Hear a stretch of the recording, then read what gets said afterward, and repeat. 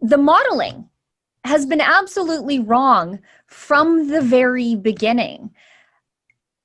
And from the outside looking in, it feels like some of the modeling was produced to create fear so that the populace would be open to, heavy lockdowns and heavy restrictions on our civil liberties. How did they get the modeling so wrong?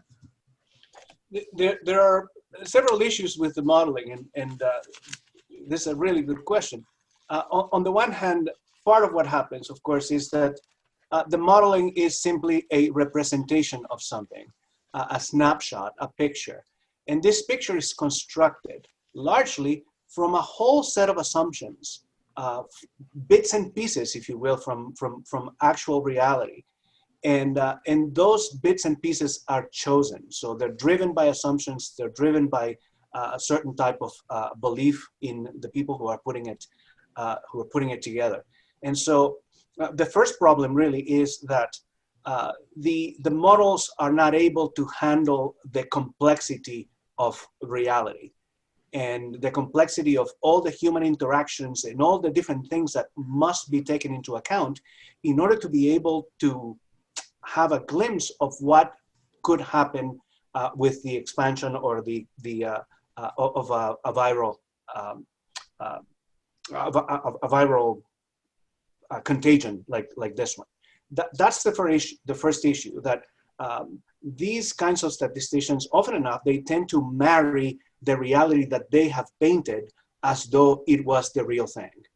But the second problem is, of course, that there are competing models, and that we seem to have honed in on one and one alone.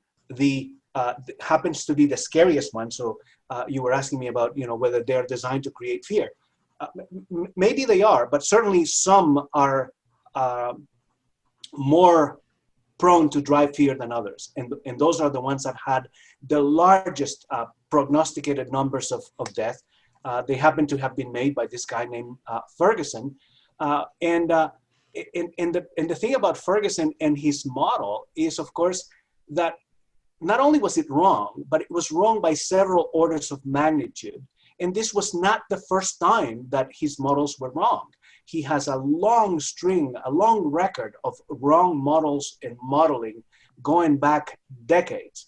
And so for the life of me, I don't understand how A, we picked that model, and B, then we shut down anyone else who had any kind of competing model that was perhaps less alarmist and maybe to some extent more reliable.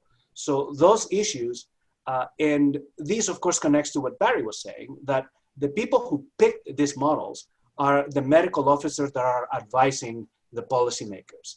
And so if there is something to be said here, is that the medical bureaucrats honed in on the alarmist or the most alarmist models, and those are the ones, or seem to have been the ones, that they put in front of the policymakers.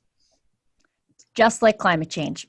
Just like climate change. Just like climate change, right? And dismiss anything else, dismiss any other possibility, dismiss solar flares, dismiss any kind of other actual reality. Yeah.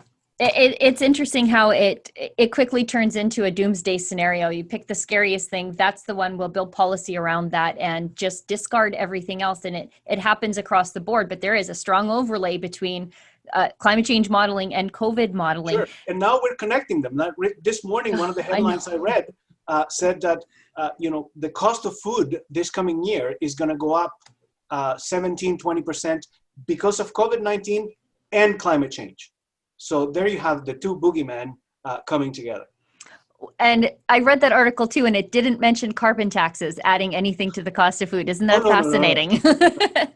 No. We all know that if we pay more taxes, the weather will improve. If you'd like to get access to my show, as well as other great TV style shows too, like Ezra's Nightly, Ezra Levant Show, and David Menzies' Friday night show, Rebel Roundup, just go to rebelnews.com/subscribe. That's rebelnews.com/subscribe.